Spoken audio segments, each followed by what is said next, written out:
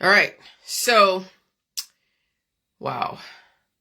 My arms feel stronger. I mean, yeah, I feel the the sensitivity in my arms and my shoulders because the lymphatic system was pushing all the different waste material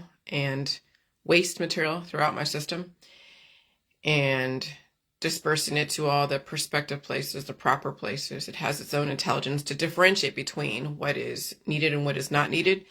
And so, yeah, the pain and suffering of dealing with climate change, no matter how small or large it is, that's the strengthening of the human race. Those that can handle it will survive another day. Those that can't, well, you know what happens with that. And I'll say that sleep is so paramount. Sleep is probably the most important thing that a person can do, especially in this environment, because this is hibernation weather. What do you mean? Well, this is hibernation climate. Because the changes are so aggressive that if you resist the body trying to release the demons and take on substance and rest and repair, you resist that, then you will burn through your resources so much faster than you would have even before climate change because of how aggressive it is out there in the population, yes, but also within your immune system. And so I was thinking this morning about 7, the number 7, why it's such a magic number in numerology. And I was thinking about the hayflick limit, Dr. Leonard Hayflick, who discovered that the somatic cells can only redouble itself 50 times over before it has to go to another immortalized germline cell and go to the next prototype. Okay? And sometimes that immortalized germline cell could be a cancer. And so that's why we have these fights between opposing forces in the medical system. But I figured out that 7 times 7, right, is 49. And then that's right around the age when people start realizing their mortality unless they can find a way to redirect. But it's happening faster and faster. People are burning through their hayflick limit faster and faster. And you don't know where they are on the timeline of genetics, that they could be the 50th generation on its last legs, and it may not even survive. The offspring. You could be a person, they take 2 people, one person's the 50th redoubling self, the 50th reproduction. Another person was maybe like the 35th, and the person who was the 50th reproduction doesn't survive climate change. And the person who's 35th can hang on a bit longer, and you would never know. You can't know what people's genetics are. You don't know their history. People even don't know their own history to know where they are on that timeline of the hayflick limit. And with climate change causing people to burn through their resources faster, you'll never know where someone is, because then now today, your lifestyle, belief system, your resistance to change and pain and suffering will put you on an equal playing field when you think about it. Because the person who's on their 35th redoubling self and the person on their 50th redoubling self, the person on the 50th redoubling self could hang back and change and deal with pain and suffering and eat food and bring themselves up to a certain level and catch up and develop more lifelines. And the person's on the 35th hayflick limit, they haven't reached that 50th point, then keep taking more remedies and doing more surgeries and out there gallivanting, taking on more diverse microbes, causing them to burn through their hayflick limit faster. And so then the persons on the 50th actually gained more lifelines, while the person on the 35th lost many lifelines within a matter of years. Let's say 3 or 4 years. Like the last 3 years, people have burned through their hayflick limit so much faster. And so it's and so that's why they're saying that the women who can withstand the pain and suffering, who don't fall into those traditions of having a bunch of children and or having to be so sexual and feeling like they have to influence the world out there, not surrounding themselves with a bunch of animals and everything else, if they can gain back the lifelines they lost through their genetics, through their lifestyle and belief system the last how many years they've been around, they could potentially surpass the hayflick limit, get to the next 50 lifelines, and become stronger and stronger and stronger. And even those who had children, even those who came into this world at a deficit. I came into America at a major deficit, like major. And I could only eat certain foods when I was a kid. I mean, we had hamburgers occasionally, but we had mostly chicken and fish. We had very little sugar, very little salt, very little junk food. And so, I wasn't like my peers. I didn't get all the ho-hos and the Twinkies and the chips and all that stuff. I mean, that was like a special treat. Even ice cream was a special treat. So not only did I come into America at a deficit from the Vietnam War, but then there was a certain programming that I had to follow even as a child. So I wasn't like my peers in a lot of ways, access those kind of foods. So no matter what, at 20, 30, 40, 50, I was at a deficit. Then the last 7 years, it was catching up biophysically with my peers. And my husband. My husband's like badass. He doesn't understand that I have to catch up. He doesn't understand that, and I get it, and I don't fault him for that, because when he feels stuff, it doesn't feel stuff as much as I do, and he doesn't need as much sleep as I do. He doesn't understand. He thinks like, oh gosh, something is wrong. No, nothing's wrong. It's just I have to catch up, and you have to give me that allowance to catch up. And so, yeah, when you realize that now we're like what Klaus Schwab was saying, we all are competing now on a level playing field. You have the choice to hang back and gain lifelines, or you have the choice to go out there and use up your lifelines. Okay? And so no matter what kind of deficit you came in or not deficit you came in, you can be, you now have the chance, the choice. So this is to all women out there. Every 7 years, the body changes. 7 times 7 is 49. 50 is the hayflick limit, and people start deteriorating around 50 and after, which are called diagnosable conditions. Even the menopause. When women stop sustaining their brood mare status, however, why all people die, they resist change. So what is a brood mare? Someone who is just made to have children. And that's what a lot of these families do, is they use the women to have to carry on the genetic line, develop more people in the family. And that's a culture. That's a lifestyle. That's a belief system. Women become the human sacrifice until the last woman of that genetic line, who's on the 50th hayflick limit, cannot even reproduce herself to stay alive, much less reproduce a child. Or that child that comes in so weak that doesn't survive. That's what's going on right now too. But now with people in this environment, even mothers who are pregnant can't even survive pregnancy. They die suddenly with the baby inside their belly. And so, however, why all people die, they resist change until their body rebels against them. And then, change is painful. Climate change is expediting the hayflick limit in people and genetic lines. So people run through their 7 years faster and faster and faster until they start triggering diagnosable conditions or died suddenly earlier and earlier. If one wants to survive, they must keep up with the changes. And the changes are brutal. Oh yeah, my arms were hurting yesterday. I mean, it wasn't horrible, but I can feel things just going on. Energy is coming from my muscles internally. And I'm blowing my nose. I even felt a little bit of a stitch underneath my diaphragm here. And when I'm blowing my nose, I can feel that stitch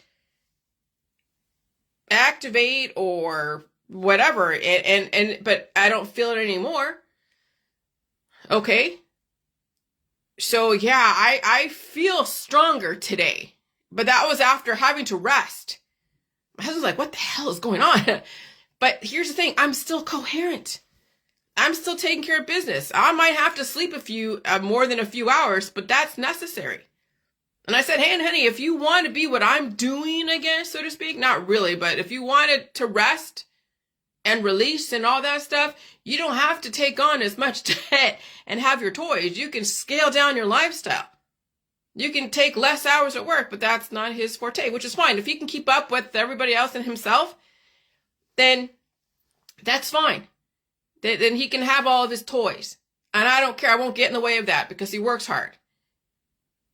But I tell you, you don't have to have as many expenses and work yourself to death, but people are, and you can't stop them, so whatever. So I make sure I don't put my husband in a situation where he has to pay for all these things. He puts himself in those situations where he has to work so hard. Hello, TJ. Okay? So that's the thing that's how I know karmically that I'm doing things properly, is that I don't enslave my husband. That not only do I advise him when I need to advise him, but I also make sure that he's fed and the house is relatively clean and that his laundry is done, and I'm not making him worry about me being at home on my own. That he doesn't have to worry about me hurting myself and falling over or having some kind of attack, that he would have to come home and lose money. Oh, but Jillian, that's your husband. Yeah, but you know what? What's my duty in this is not to make his life harder. Oh, but you're saying that people who are sick are making it. Well, it's stressful when people are sick. It's stressful when people have to take time off. It's stressful.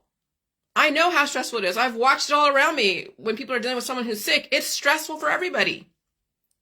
If I can alleviate less stress on other people and take it on myself and release the demons, that's my gift to them, is they don't have to worry about me.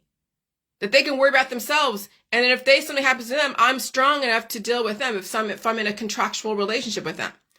And so my husband will always know that I will make sure he's first and foremost after me. Because if I'm not around, then what? Then it doesn't make a difference. So I have to take care of myself first, and then him, and then the rest of the world. Okay? And those are my priorities. But you have to keep yourself alive first so you can make sure the rest of the world's okay. That's your community. That's personal rights and social duties. Okay, so if one wants to survive, they must keep up with the changes, and the changes are brutal. Men have it a bit easier because since they have no uterus, and they have a strong bones and muscles and digestive system, and if they have strong bones and muscles and digestive system, they can power through. Eventually, though, there will be a tipping point, even for men. Eventually, they must face the changes, whatever they are. So before you pray for another cure for cancer, because that's why people die from cancer disease, condition yourself to deal with pain and suffering during climate change. If not, that cure will kill you.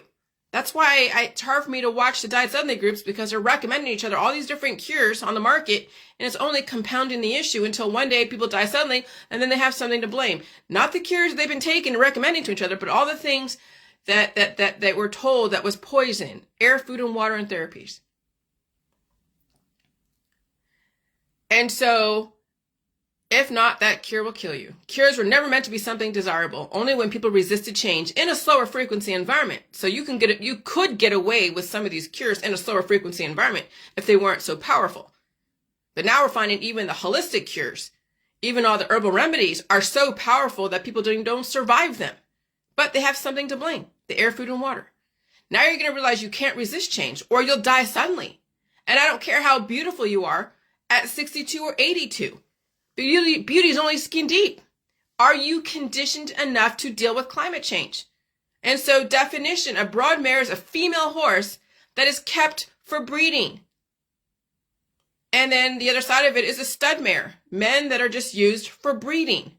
And that's how the future is going to keep the human race populated, because there'll be some places, some countries that will breed children, and the mother and the father sign waivers to say that they are okay with that, and they're going to raise their kid in a certain way.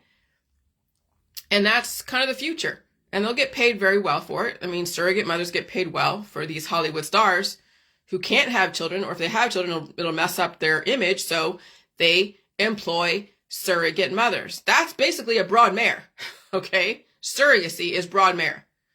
Why do you think bloodlines use women to implant another future king or queen? And then she's discarded after influencing women to have a bunch of babies and be very skinny. Discarded doesn't have to be pejorative, but she's not made to live very long unless they plan for her to be queen. So Queen Elizabeth, who was put in place way back in the 1940s, or way back then, when, okay? I mean, what is it, her brother, abdicated because something else is going on, and then so she became queen? And now we have Prince William, who's basically going to be the king. Even his wife, I mean, there's rumors of stuff, and he had a lover, and allegedly, it looks all the same, like King Charles with Camilla and Diana. And then you're seeing, yeah, the princesses and the mothers are used for developing future kings. They want boys, kings, boys. And so she's skinny woman. Beautiful, yes, absolutely. Wears great clothes. She's doing her part very well, but how long can you last being that skinny during climate change? I don't know. She's not made to live very long unless they planned for her to be queen. And Kate's not going to be, I mean, she'll be queen if he becomes king, but will she last long? I don't know. Men last longer than women during climate change unless women are bigger and they can, they can deal with the pain and suffering of change. The mother is the human sacrifice in all families, even the royal family, which is why women have a better chance when they don't have a bunch of children. She had 3 children. And that's not a leftist rhetoric. That's science. That's why the left were saying that, not just that we're overpopulated and whatever, but to save the woman. But then you have people like the right, like Shapiro, saying, oh, unless there's like something catastrophic, she should not be aborting that baby. Well, regardless if it's catastrophic or deadly to the woman at the time, just having a child takes away resources. She's now depleted. And then the more kids she has, even if it's not a dire circumstance or a high-risk pregnancy, she's even depleted even more in the second child, and the third child, and the fourth child, and the fifth child. And then you're seeing all the people with deficiencies and malnutrition and lack of tolerance for food, air, and water. It's not like the 1800s where you had like 60 kids and the mother was still beefy and burly. No. These mothers are skinny. These mothers hardly have anything to them. I'm watching Grey's Anatomy, and some of these mothers are so skinny on Grey's Anatomy. Yeah, she's going to be the human sacrifice. There's nothing left to her. And I will say this, women become more powerful when they do not have a bunch of children or a lot of sex partners, or even one. Maybe you might have one, but it depends on how much sex you're having with that person. Women were made to deal with climate change if they have the capacity to deal with pain and suffering. Could women come back from having a bunch of kids and or from deficits? I've been dealing with so much pain and suffering the last 7 years. And I came into this world at a deficit. I came to America at a deficit. I'm catching up, even to my husband. It's painful to catch up to the strongest person in the room. Very painful. It's possible, but it's painful. Women were made for change if they have the capacity to change. I can see many women sell themselves short because they haven't figured out their own power. They gave it away to their kids and their sex partners. That's the thing about women nowadays, is that either they're going to be allowed to become strong when they stand their ground and say, I need to change, I need to sleep, I need to eat, I need to gain more weight, I need to have a little bit of a belly, I need to have bigger boobs and not try to make them perky, I need to survive, I need the fat, I need to eat that ice cream. I don't want someone telling me this, and that you should look like those models on the magazines and on all over the influencing world. That's how women are going to save themselves, and when they actually stop people from trying to starve them and make them have a bunch of babies. But women sell themselves short because they've allowed everyone around them to take away their power. And then they become drug addicts and alcoholics and sex addicts, and then there go, the train's left the station. It becomes a lifestyle. And so, it seems like that this advocacy for women is like a leftist rhetoric, but it really isn't. Even the right-wing people need to understand this around their daughters and their sons. Because even the sons that have a lot of sex and they impregnate so many women, you know how much child support you're going to have to pay for all those women? I mean, I understand Nick Cannon, he has millions of dollars. He can afford to go and pay massive amounts of child support for all the women that he's impregnated. We can imagine men that live off of, 80, 90, 100,000, 30,000, impregnating so many people, how much child support they're going to have to go and pay. Okay, so it's not just the girls that are getting depleted, but the men are having to work themselves to death to support the children they bring into this world. That's freaking insane. So again, it's the parents that are going to make or break their children's future. And getting ahead of those hormones, I don't know how people are going to do it. It's strategy. Made the best man win out there, around that. Sometimes I think the train's left the station a lot of people, but whatever. Oh, Laura Ludwig, she posted this, says, alert, stay off all airlines worldwide because, things are happening. Things are happening. I wouldn't be flying around out there, especially now that April 8th is approaching and there's going to be a change in our society, like a massive change. And I couldn't tell you exactly what it looks like, but Leave This World Behind should give you a clue on what's to come. And we've been seeing hints and indicators of what's to come with Boeing and then the different mechanical failures in these airlines, planes. The writing's on the wall. And so the gift of fear, that's the thing. I've been talking so much the last 7 years, and even more so ever since I was a kid. And I knew there's something was not right. And I've had the gift of fear implanted in me, and it's a good thing. I know I was mad at my mom for a lot of years for how I was raised, but she gave me the gift of fear, even though I had to figure out how to use that fear to my benefit and how to channel that fear into something that isn't destructive. But my mother gave me the gift of fear. She was fucking amazing. Now that I look back at 50 years ago, my mother did me a great service. The gift of fear. Fear wakes up your immune system. Fear is immune system activation. How you react to immune system activation will determine how effective that fear is. We are finding out what people do in the face of fear. We will watch what happens. Wait till April 8th. Watch what happens when people start realizing things are going to be whatever. And whatever fear they have around the government, around political parties, around world events, you're going to watch them react to that fear. And you know what I'm going to do? I'm going to stay home and stay safe and eat my crackers and peanut butter and drink my water. And I won't have any Netflix to watch because maybe it'll be a blackout. And so I won't look at I'm not getting any glasses to look at the eclipse. I don't need to. But I'll watch the land go dark for 4 minutes. And then who knows what will happen. But everything will start at 1:30, at least in Texas, and work its way up to 3:30. When it's all the way up in Maine as far as the eclipse. And I will listen to people do whatever they do out there, and I'll just be like, okay, I'm not going to fall into the fear. I'm just going to defend my house, defend myself, and there won't be anyone to talk to except for my husband because he'll be home, because the phone lines will be down, the internet will be off, because that's allegedly what's going to happen. I can't say for sure. But when things are happening around April 8th, communication will be cut off. It'll just be word of mouth. And that'll be it. And so you're going to go out and congregate in the middle of your street with all your neighbors and talk about whatever. Or you're going to get in your car and drive somewhere. I'm not getting around large crowds. Because so much diverse company, yet again, I'll have to go and release those demons. And at this point, I'm not trying to release demons while I'm dealing with all this other crap. So it's like, that's going to be the moment. That'll be the moment of reckoning, the moment of truth, everything. And so fear is a valuable energy to have. If you react to it effectively, it will keep you safe. If you resist fear and you use fear as a barometer to do everything the opposite of what someone is warning you about, the system did exactly what they intended to do. Because we have people that are like, oh, well, the government says this, I'm going to do completely the opposite. Okay, that's smart. Fear separates the boys from the men, the women from the girls.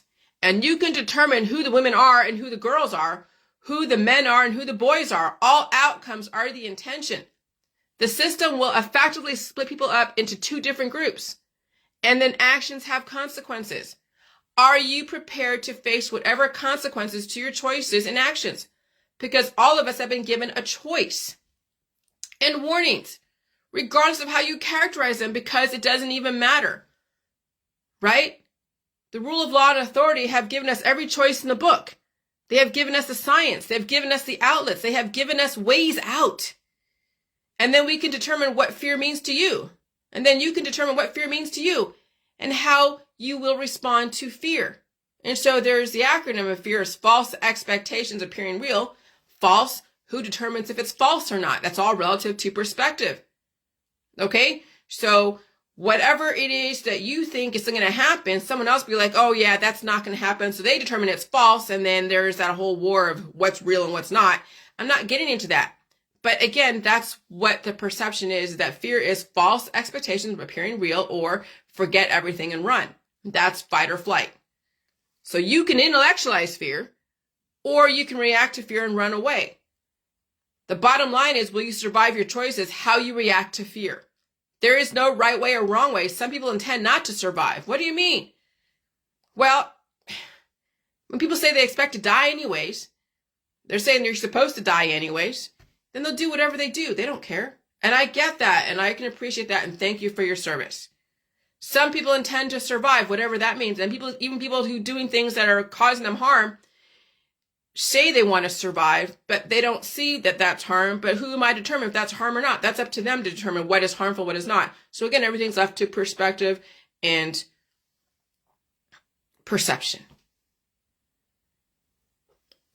And so it's not up to you or me or anyone else to determine what your intentions are. Even though I come off like that. Because you know my perspective around everything, right? I don't hide any of my perspectives. I'm still working through what fear actually means, what it's used for, how people react to fear. It's fucking amazing. It's a psychological investigation of the human condition when you pay attention to people's reactions. It's a valuable information. Extremely valuable information. What is the true meaning of fear? An unpleasant, often strong emotion caused by anticipation or awareness of danger. An instance of this emotion. A state marked by this emotion. I remember my mom, she wasn't a monster, but she had to come off like that. And so when my dad was home, everything was great. It was fun. And then when she came home, oh my God, mom's home. Holy shit, mom's home. Oh my God, mom's home. You can't get away with all the shit that we got with dad. Okay? And that was a good thing to have, because you always had something to say something was dangerous. Even though she wasn't dangerous. But that was the perception that needed to happen. So that way, when you finally can figure out what is dangerous or not relative to whatever it is, then you have that fear to use. You have the memory. Now you just have to apply the right memories to make sure relative to your intention. And there are people out there that are scary. There are people out there that are very scary. You have to have that kind of fear within you. And if you were never raised around fear and you're always fearless and you never had anyone stand up to you, then you'll go headlong into something because you think that you're going to survive every single situation. And maybe and that's the thing, that's the detriment of people who've never been raised around fear or know how to use fear in the right way. They're so fearless that they walk into a situation and they don't survive it. And so sometimes it's okay to be fearless, because that experience when you finally have to be fearful because of your fearlessness will save your life, assuming that you survive that situation. Okay, because that experience when you finally have to be fearful because of your fearlessness will save your life, assuming you survive that situation.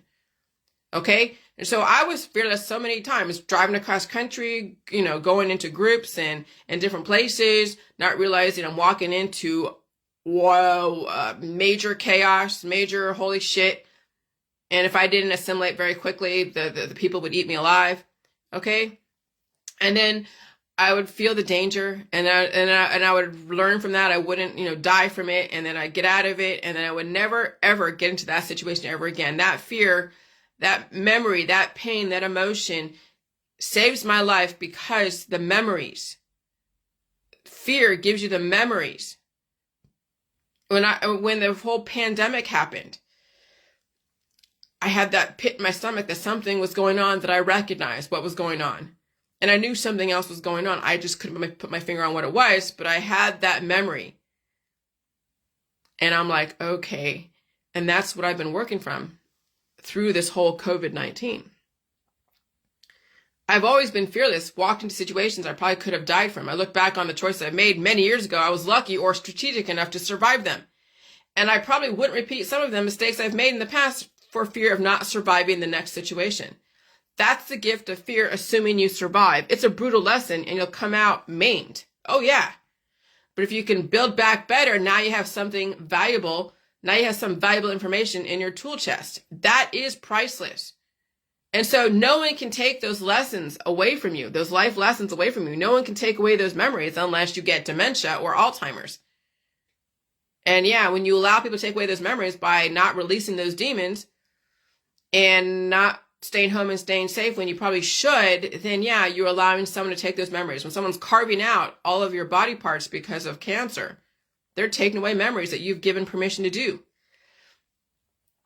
Okay, so no one can take them away unless you sign on the dotted line to take away your memories. That's what goes on in the medical holistic system. 9/11 was the first time America had to fear somebody attacking them inside their country since Pearl Harbor. And that was the beginning. Yeah, we had in the 1980s, the Iran-Contra affair and the TWA Flight 847. That was the fear of somebody out there attacking Americans in other places. But ever since Pearl Harbor, we had nothing really to worry about on our turf. But we had the WTC bombing the first time in the 90s, I think. But 9/11 was when it really became apparent that we were not safe even at home. And you have to know how to deal with that fear. Okay? And so we have people who are in fear of Israel and, oh God, that whole thing.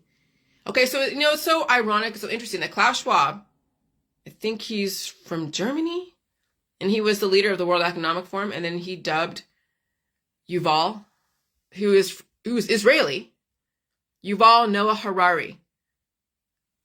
Major intellectual, completely smart dude.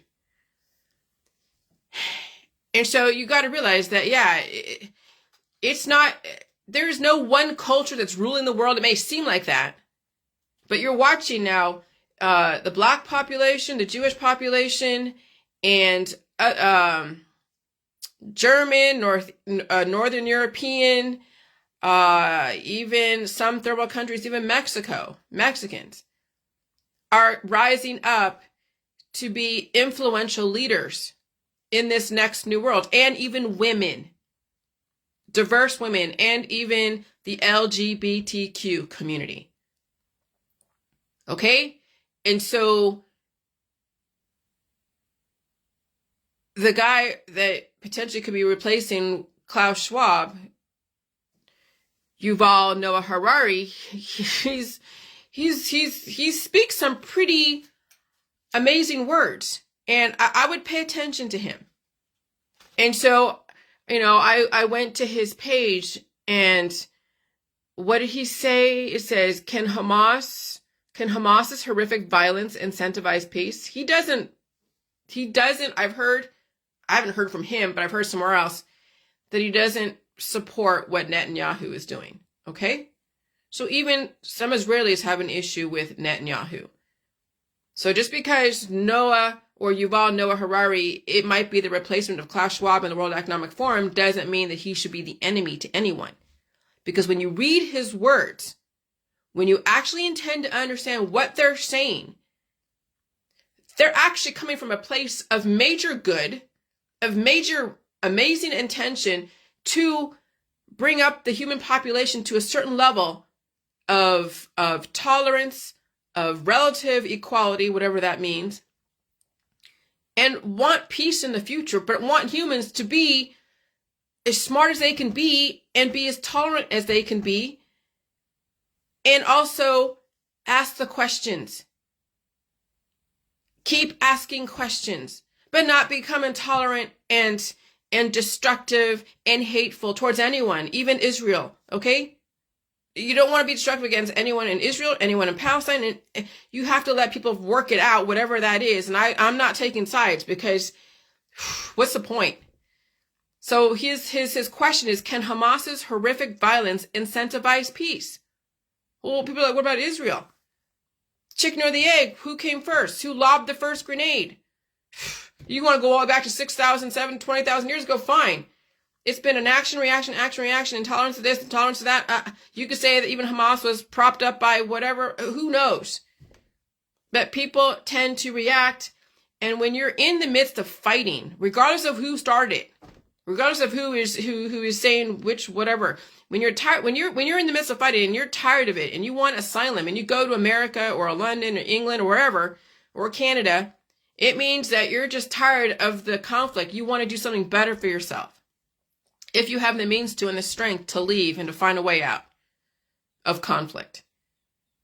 Some people don't have the means, don't have the strength, and you can't help them because they have to be the one to help themselves. You want to take up for people who are so weak. But when you try to pick up the fallen and lifting the weak, they could drag you down. Some people have to figure out how to find it within themselves to survive aggressive, fucked up situations. And if they don't, you can't do anything about it. And so will it alleviate the misery of Palestinians under Israeli occupation? Obviously not. There is no calculus for who is suffering more, only for what it's still possible to do in the future to reach reconciliation. This is what all sides should focus on.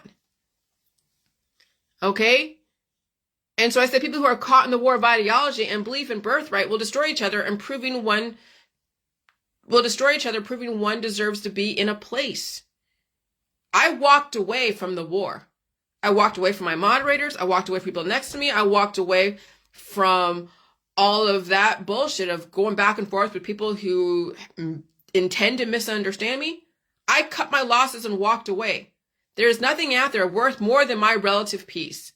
Starting over sometimes is necessary. I walked away from my old page. I didn't want to go and recapture it again. It has 5,000 followers. I started over again. Some of them found me through that page, my old page, into this. They probably still think I'm crazy. Okay, fine. But sometimes it's worth starting over again. You don't have to be in the old place where you were, because that does bring up a lot of memories. When I go back to my old page and I look at what I've said and look at all the other pictures from like my dog and what I've said about things from like 3 years ago, 4 years, 5 years, I'm like, oh, I don't really want to memorize. I don't want to have these memories, because those memories that come up that we see, go revisit your memories, and you're like, dude, I haven't anything really come up that my dog, whatever, has come up in that. I've actually disabled that portion of it on my Facebook as all the memories, because I don't need to go back to the past. I remember in my head. Okay, so starting over sometimes is necessary. The power of starting over is amazing if you can handle it. And so what else did Yuval Noah Harari say? People are entitled to have their own views, but they're not entitled to have their own facts. And so facts are indisputable, not debatable. When you go look up a dictionary definition, that's a fact. When you go look up certain laws and rules of biology, physics, and all that stuff, those are facts relative to the world that we live in today. But if the system decides to change the frequency and the rate of how things move and what things move, then maybe certain numbers might change that could change everything else. And so change is constant. And some of the laws that were from before might change because physics might change. So just expect change. But if the system decides to change the physics rate of this and frequency of that and all that, and they're introducing another formula to work from because that's the new world that we're in for a certain amount of time, then that will be the new law and the new rule until it changes. Now, would that be a fact? Well, the concepts might change. So are they facts? Well, for that time until it changes. But words can evolve, and they can have urban meanings. They can have new, contexts. So that's why there is the first context, the second context, the third context, and more. And so facts are indisputable, not debatable. And then there has to be a collective to say that it's okay to change I don't say change the facts, so you can still keep the definitions, but add on to the facts. So facts are indisputable, not debatable. That is why there are a collective of academics who develop and research the facts that you can characterize any way you want. Just because you think something is deadly doesn't mean that's a fact.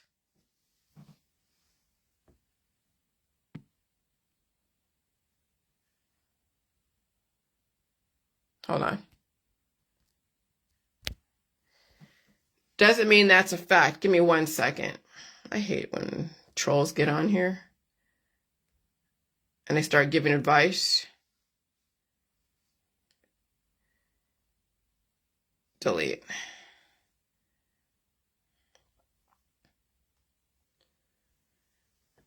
All right. And so that is why there are a collective act of academics who develop and research the facts that you can characterize any way you want. Just because you think something is deadly doesn't mean that it's a fact. Just because you think something is ugly does not mean it's a fact. It is a facts which determine to what degree something is acceptable in its influence and outcome. So it is the facts which determines to what degree something is acceptable in its influence and outcome.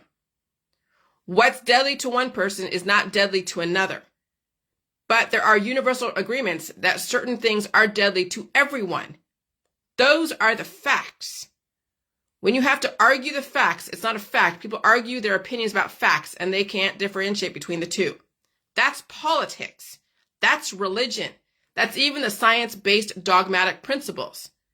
If you have to argue a fact, it was never a fact. Facts are indisputable, not debatable.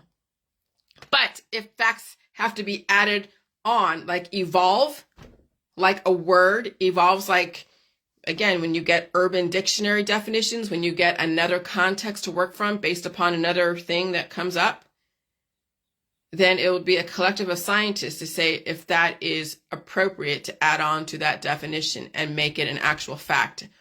So let it be written, so let it be done type of thing. The king and I. Okay? And so that's what he is trying to say. That you can't just make up all these facts in your world and say, this is so, this is so, this is so, and that's it. And have your own little freaking bank and have your own little freaking dictionary and cause chaos. There's got to be some kind of platform that most people agree with based upon the survivability of the human race. And Yuval Noah Harari is part of that survival of the human race. Identity is defined by conflicts and dilemmas more than by agreement. That I agree with. Ironically, right? Agreements are people following somebody else. Agreement goes viral. Is that really your identity? Or do you just copy somebody else? I like conflicts. I like dilemmas. I don't always enjoy agreement, but I don't always like living in conflict. And I also don't purposely develop dilemmas.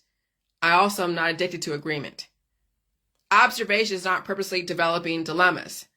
It's just pointing out patterns and shining a light on a blind spot. Okay, so survival is the ability to reinvent oneself, especially when it's necessary. And if you're addicted to agreement, you'll follow somebody else over the cliff because you had to agree with them. A dilemma is only a dilemma when you are resistant to a solution. I don't purposely develop dilemmas. I like developing access to hard solutions. So what is a dilemma?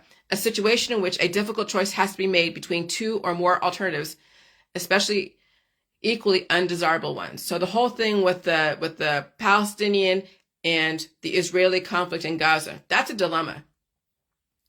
And eventually those two will annihilate each other because you can't make them get along. You can't.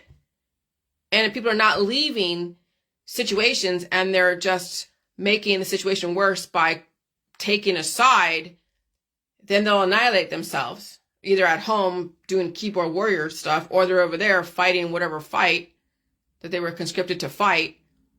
And those that realize that this is a no-win situation, they'll leave the area. Say, fuck it, I'm not part of this. I can't win. Because as soon as you lob one grenade, they'll lob another one, another one, and it's back and forth. That's mutually assured destruction. Okay?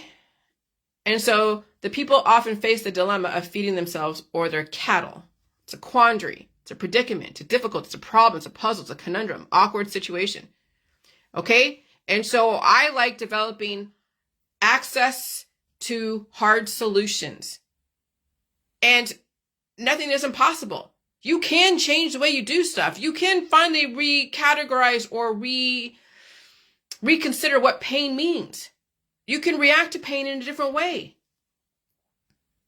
Everything that I'm doing, anyone else could do it if they understood it, if they have the body for it, if they have, the infrastructure and the support system. I mean, if you don't have the support system, can you develop one? Again, you'd have to go through lists and lists of things you'd have to come up against and make those choices. And so I like developing access to hard solutions. Because, the Jilly Juice world, When you finally don't take any more jelly juice because you don't want to be cured and constipated, yeah, it's not easy. It's a hard solution. And some people are not built for hard solutions, and so they have to go down the easier road, and I get that. And so censorship, what did Yuval Noah Harari say? Censorship works now not by hiding things from you, but by overwhelming you with facts.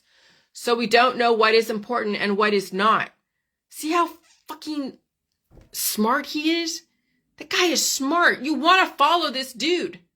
You want to follow this dude. Okay? And I completely agree. You know why I can completely agree? Because I know when I'm around so many different people now in this environment, in a highly activated environment, and then I'm getting the hives, I'm blowing up. And my body has to deal with all of that diversity.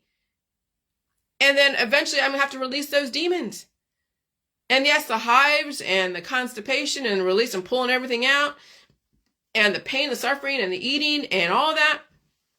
Having so many diverse microbes or facts thrown at you, at people, become overwhelmed and they shut down. Okay, so when they've blocked up their release process and they haven't conditioned their body release down there or up here, they become overwhelmed with information, whether it's microbial information or internet information. And so they shut down. That's censorship. Right now, people are drowning in information. And so they resist all information because it's too much to process. So that's when they take their cures, they do their operations. Okay? And just like the pandemic, people could not handle the information in their environments once it became activated. So they died suddenly. Which is why you take on pieces of information a little at a time. And you must make the space for the information or it will destroy you. People don't do that. They drown in their own mucus or information. Or they resist so hard they destroy themselves. Well, look at the health and wellness world. Look at all the people that are taking their surgeries and detoxes and remedies and recommending each other everything under the sun. Another cure, another cure. So he's right the fuck on. He is right on. He also said the greatest scientific discovery was the discovery of ignorance. Once humans realized how little they knew about the world, they suddenly had a very good reason to seek new knowledge. New, okay? Which opened up the scientific road to progress. The conspiracy world was like that for me. Once I got wind of another storyline, I voraciously gobbled up all storylines. I read everything. And I filed them in the back of my mind because I knew one day I would use them later, of course. Okay? Sometimes you read things, you study the basics, you read stuff, you don't know if you're ever going to use it, but you want to know that information. And you have to be able to process that and understand it from at least the context of which it's presented in, but then you may be able to use it in another context to then make a point. Metaphorically, all that. Analogies. I mean, I'll tell you, the studying that I've done the last 7 years has done me such good favor. It's helped me make these analogies and help me understand the world and have a little more patience for people around me, but not all the time. But maybe it might give you guys the impetus to study stuff so you can use that information later when it finally makes sense to you in another context. And so that's why I share all the different religious and spiritual apocalypse perspectives, because everyone is coming from the same thing with a different storyline, but we're all going to be looking at the apocalypse together, regardless if you're a Christian, Muslim, Jewish, energy healing person, or Hebrew, or whatever. The eclipse is going to be universal for anyone in that area, regardless of belief system. And many civilizations reacted to the apocalypse in a specific way, and many religions have the same storyline with different characters. Human sacrifice, remedying away disease, blood sacrifice, chaos, okay, a population control, fear of something. And so you read them, okay, read them and figure out, find all the different, patterns. Okay, so, the apocalypse or the eclipse is basically this is a type of opening ceremonies, but you won't have to wait 12 years for the final act. So I'm referring to the 2012 opening ceremonies and what they were prophesizing the next 12 years. And so I've used those vignettes in the 2012 opening ceremonies in London. Say, oh, look, there's those little yellow bouncing balls. Those are viruses, a conglomeration of excessive life forms that could wreak havoc on people who have a closed immune system. Okay? The kids in the hospital ward on all those beds and that big demon that's looking over those kids. Okay. All right. You can draw whatever conclusion you want from that. And so the one thing about what's going on April 8th is I would stay home if you can. Obviously, people have to work, but you can call in sick. But if you just started your job, you're probably not going to call in sick. So I understand. But even if you're out there doing whatever you're doing on your job, okay, at least you know what's going on and you can protect yourself. Not run towards the light, okay? Run away from the light at this point. But I've never regretted staying home and staying safe, even 30 years ago. Okay, so hindsight is 2020. I look back on the last 3 years and I do not regret my fears, my choices, even my observations. I look back on the last 30 years and no regrets at all. I paid my penance for harboring opposing forces. And when I do acquire opposing forces via diverse exposure, I will pay penance and earn my eventual pain-free lifestyle. And so the last couple of days, I don't even know where those opposing forces came from that caused me to feel the arm pain and all the different pains. And I'll never know, but that pain is paying penance for something that violated the law of life and that my body had to go through. What do you mean violate the law of life? Well, it's a diversity that I was exposed to. And I have to feel the pain of release. But then that is the penance. That's like paying a bill. Okay? That is the fact that I'm alive and I survived that diverse exposure. That pain was a payment for me to live and see another day and then eventually earn, a relatively short, and I couldn't tell you how long I would be pain-free until the next exposure. Okay? And that's really what pain is. And then I eat food to support that process. And so the mass amounts of pain that I was in the last 3 years was major pain of penance for all the remedies, for all the exposure, for even my genetic line, whatever they did way back when in response to disease. Okay, so pain is the payment system. And if you decide that you don't want to ever pay back what you owe to Mother Nature, then you pay with your life. That's the human sacrifice. That's what the ancients knew. That's why they did the human sacrifice. Because they brought in so many people and there was no regulation of reproduction. And so at some point, if they wanted to survive, many people would have to be sacrificed. And so that's why the Incas and the Aztecs and the Mayans and all the different cultures, the ancient cultures of the 6 cradles of civilization went through those human sacrificial rituals, of which we have even today in our society in different ways. The medical holistic system is a sacrificial ritual. The family is all about sacrificing the mother, the grandmother, even the father too, because he has to work so hard to support all those things. And so even families are all about human sacrifice. The military, human sacrifice. It's built into everything. Regret is a religion best served cold. Because if you don't want to regret and feel the pain of everything that you've done because you wanted to have pleasure in paradise, then dying suddenly is when people are cold. They're cold in the morgue. That's the luxury of dying suddenly, no regrets. In my opinion, assume everything people are saying on these doomsday videos are true. There is no harm in believing how bad it could be because of all the indicators are pointing it will be bad and you might actually get out of harm's way. Now more than ever, believe every tall tale you hear about April 8th and the New World Order. Even the cannibals from Haiti. I don't know if that's true or not. I mean, they say that Elon Musk and Tucker Carlson put that fear out there, but I wouldn't doubt things like that. Remember the movies The Purge? And what happened when at a certain time? Yeah, I would believe everything. I would literally believe everything and not trust diverse company. I wouldn't put myself out there. And that's the thing. When you stay home and stay safe and you defend your property and defend yourself, you won't be in harm's way figuring out if this person is a cannibal or this person's out to get you or not.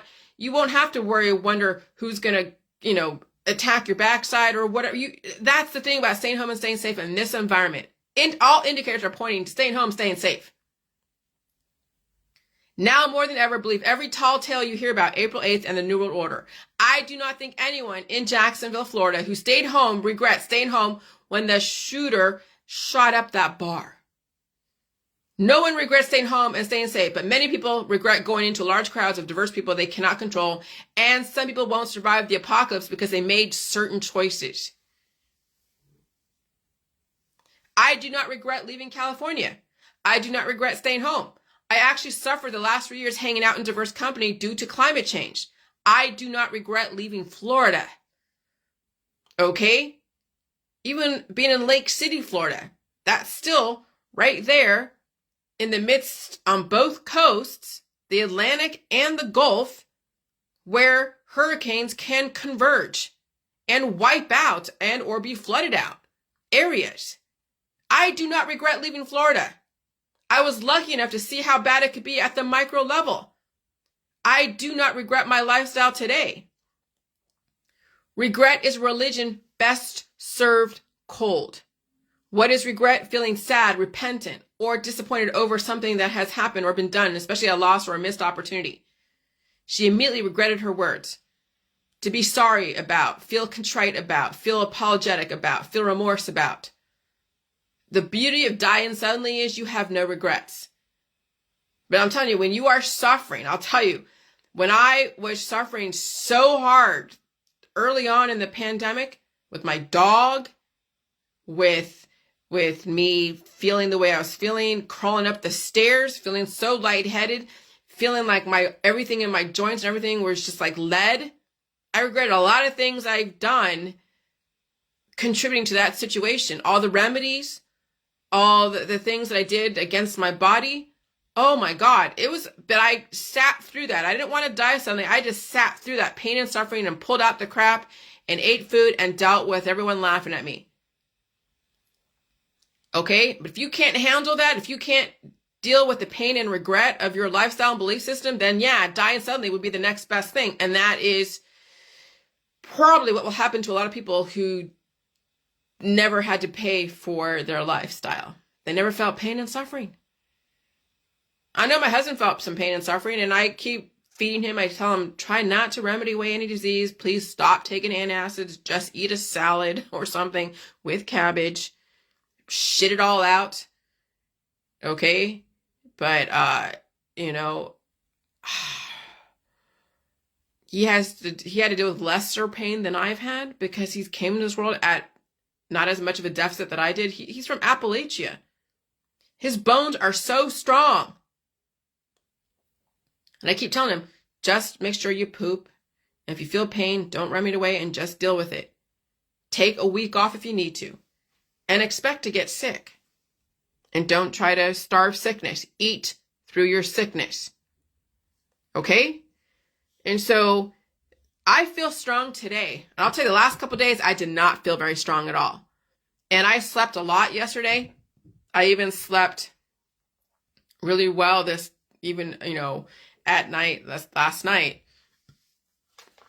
But I'll say, I don't know where these things come from. I don't know if I pick it up. I don't know if I harbor it inside. I don't know if it's something else that woke up because of new frequency change. I couldn't tell you anything of where these microbes that I have to release come from. But it doesn't even matter. Do I have the capacity to release the demons and feed them and live another day? And so I regret nothing the last 3 years of my fears.